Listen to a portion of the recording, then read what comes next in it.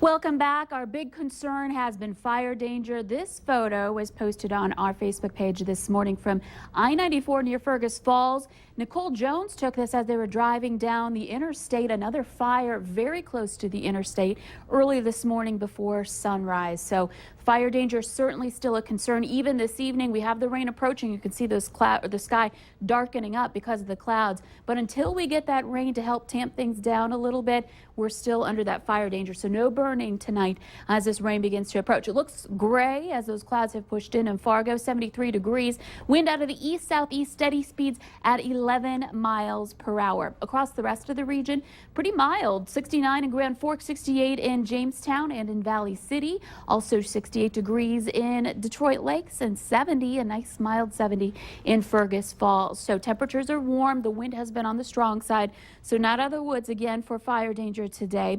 18 mile per hour steady speed in Fergus Falls out of the southeast, 16 in Roseau, and a 29 mile per hour gust out of the southwest in Jamestown. So still a little breezy as that rain starts to push in. Most of us on the dry side, but you can see the James River Valley starting to see some light green popping up here, perhaps some sprinkles falling already there. Just south and west, some good returns showing up south of Bismarck and between Bismarck and Mobridge. And as we expand the view, you could see that the whole area of rain south of us continues to lift northward. This is going to lift northward. We also have some development out west. The whole system itself will continue moving from southwest to northeast. So this is going to be lifting over the next several hours into our far southern viewing area, and through the nighttime and overnight hours continue moving northward. So eventually all of us have at least a chance, a good chance, for seeing a little bit of rain. So through the evening hours tonight, those clouds continue moving north first of all, and then the rain starts to approach late tonight. This model lagging a little bit behind on the timing of this rain. I think we'll see some more of it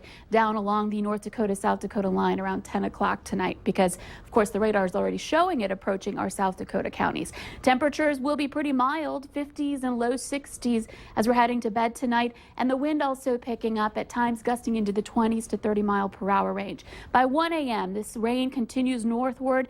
I think around midnight or maybe even a little bit before that, we'll see the rain start pushing into the Fargo-Moorhead area, though this model shows a little bit of a delay of it moving in. Fergus Falls getting a good dose of rain stretching down to Wahpeton, Breckenridge, and into Roberts County.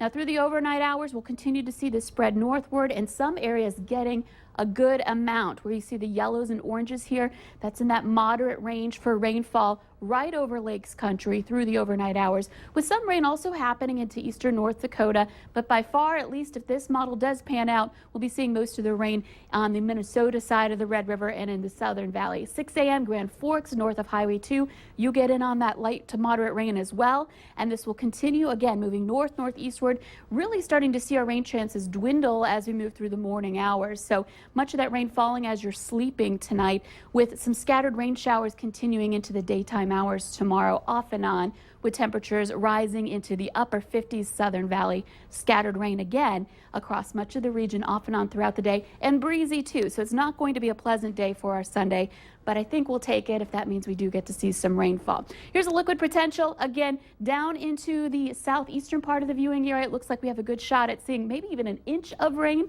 in that region. Otherwise, other places getting anywhere from a half an inch, perhaps a little less than that in some spots.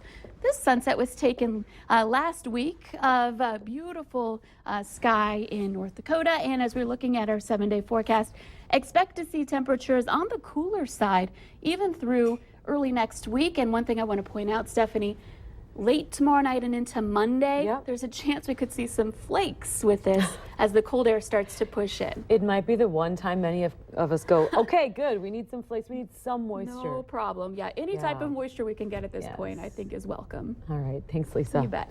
Well, coming up, 2 decades after one of the worst attacks on American soil, one family finds forgiveness. Watch the Bison Spring Game live April 25th, 1:30 on KVOY. It's